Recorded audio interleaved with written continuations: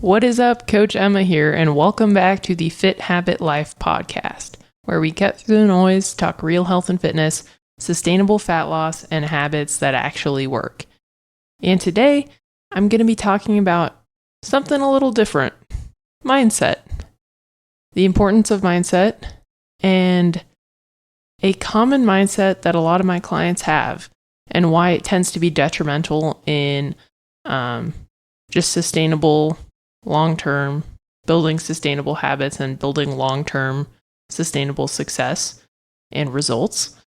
But before we dig in, I just wanted to thank you for listening. If you like the show, if you could rate it, subscribe, share it to family members and friends who you think would benefit from it, that would just help me debunk a lot of the crap out there and help me help more people, which is the goal of the show. So I appreciate it, and I just wanted to thank you.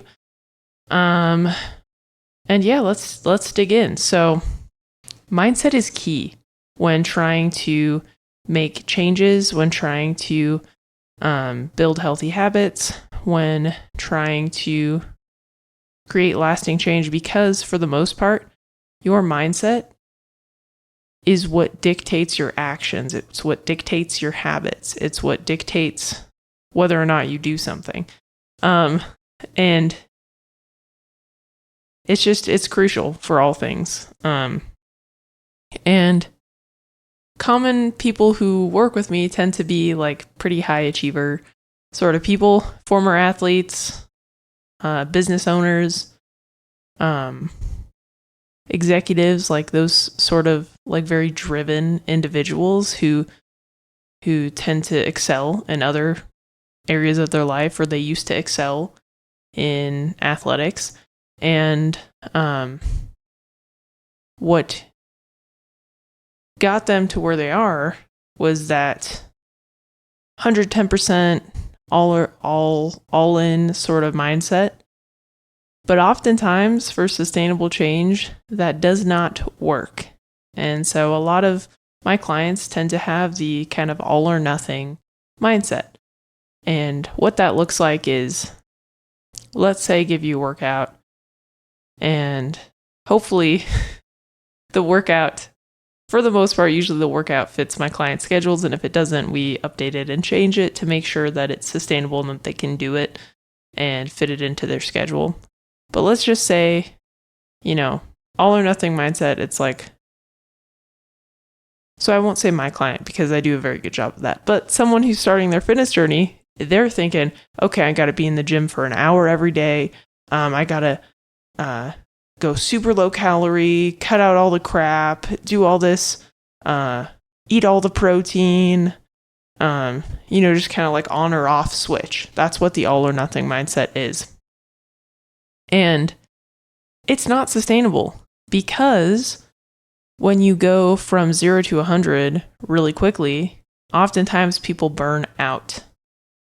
So what I tend to recommend this is what I do with my clients. We start small. We start really small. We start so small that it's so ridiculously easy that they stack on wins. And they stack on wins really quickly, and then we can build upon them. And because the changes are so small, it's not a huge hurdle to succeed. And then they're building on it, and they can sustain it. They can keep doing the small things over and over again. So that tends to be my course of action. But sometimes with those all or nothing thinkers, they're like, this is so small, like how is this doing anything? And really, the problem with that is, well, you're not doing anything now.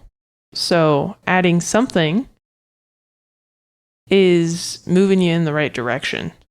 And so trying to reframe your mindset, and something that has helped me and that helps a lot of clients, which is kind of what I wanted to talk about for the most part for this episode, is something is always better than nothing. So, for example, the example I was trying to give is, let's say you have on your schedule an hour workout, and usually you can get that in no prob. But today, work picks up, you got to pick your kid up from school, you only have like 20 or 30 minutes. So a lot of people, and sometimes I still do this too, this is something I struggle with. It's like, well, what's the point? I don't have the time to do the whole workout. But something is always better than nothing. So let's say you can't do the full hour. Can you hit the back squats, which is the first exercise? If you can, that's great. Fit that in, and you're moving in the right direction, right? And you're stacking wins. It's like you made it to the gym even though you didn't have the time. You got some workout in, even though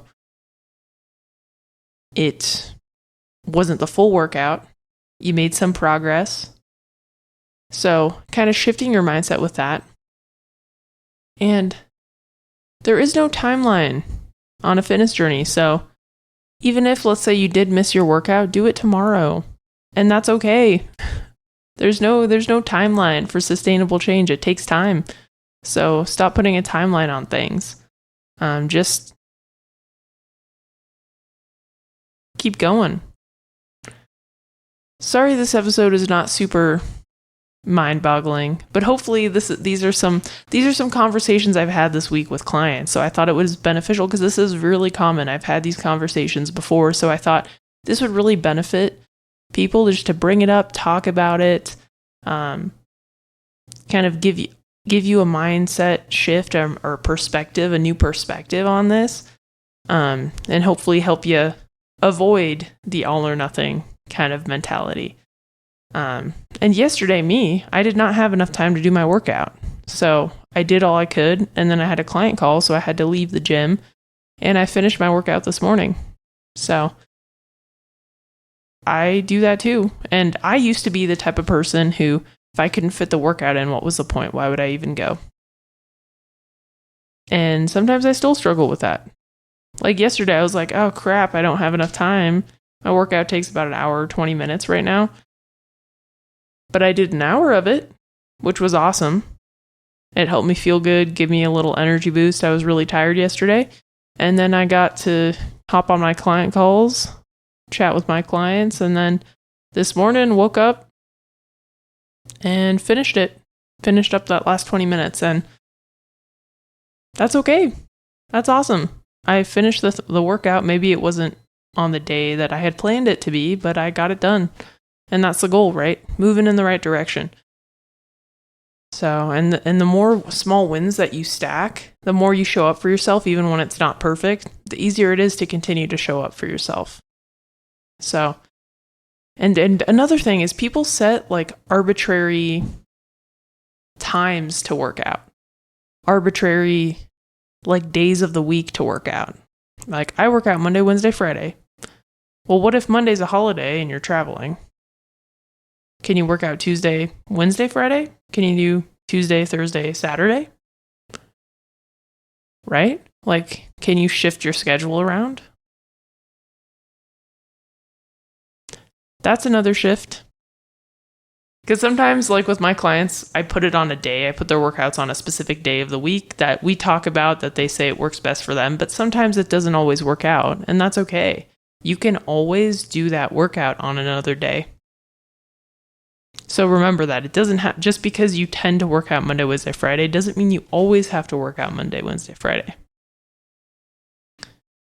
And then another cool shift perspective that is kind of novel, like it's not generally talked about, but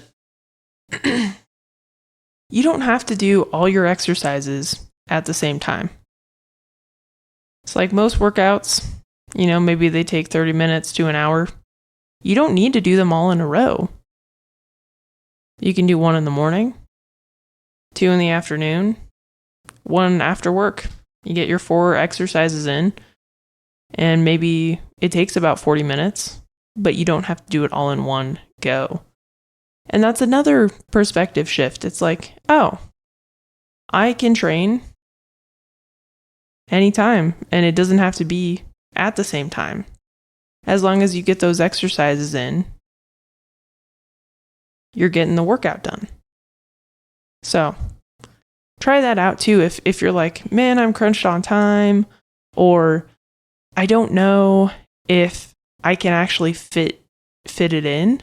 Like I don't have an hour block, but maybe you have 2 30-minute blocks during your day.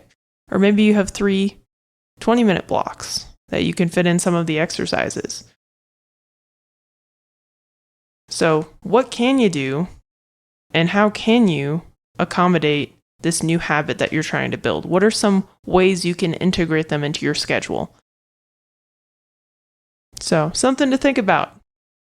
And then another mindset or another just thing that I've noticed with coaching people going to the gym at different times of day, the people that are the most consistent are the people that do it in the morning. And it's not because there's something special about the morning. Usually most of us are really tired in the morning.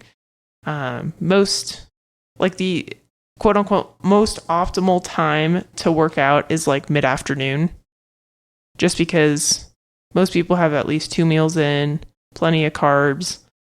That tends to be when most of us have the most energy. Like that's how, if you have a natural sleep rhythm, that tends to be the best time to get the most output. But realistically, most people can't do that. And so the morning tends to be the best time because people who work out in the mornings tend to be the most consistent. Because if you're working out in the morning at the start of your day, then the probability of something coming up that would get in the way of your workout is way lower. And that tends to be the case. Even for me, like as a coach, as someone who really prioritizes my health and fitness, sometimes I try to block out time in my calendar, but if I have like a couple meetings in the morning or something else in the morning I have to knock out, it tends to be harder for me to get away from my work to go and do my workout. And it's something that I really prioritize. Like I am a fitness person. I am a coach. This is who I am. I am someone who is consistent. I'm someone who trains. I'm someone who doesn't miss my workouts. But even I struggle when it's not in the morning. It's not before all the craziness of life. And I've noticed the clients that do that tend to be the most consistent. And at the gym, like when I'm there in the morning, it's always the same people. They're always there at the same time every single day. When I'm there in the mid-afternoon, there aren't a lot of people and they're always different. Like I don't usually see the same people that time of day. Personally, I like to work out in the morning for consistency too. As I said, it just helps me get it in. But I am the strongest in the mid-afternoon, so that is pretty fun too when I get those workouts in. But anyway, so mindset shift. You do not have to do everything at the same time. Something is always better than nothing. Your workouts don't have to be on specific days. And if you can, try working out in the morning. That'll help you be more consistent. That tends to work out that way with most people. And stop the all or nothing thinking. It tends to be what keeps people stuck. It's like, oh, I can't hit the 150 grams of protein. Well, screw it. I might as well just not even try. Why? If you're at 140 grams, that's pretty solid, even if your goal's 150 grams. Oh, I can't work out today. I might as well just not work out the whole week. Why? That's crazy talk. And same with the workout. You can't do the whole workout. That's okay. Do what you can. Go to the gym, build that habit, be consistent, get something in, and then finish it the next day.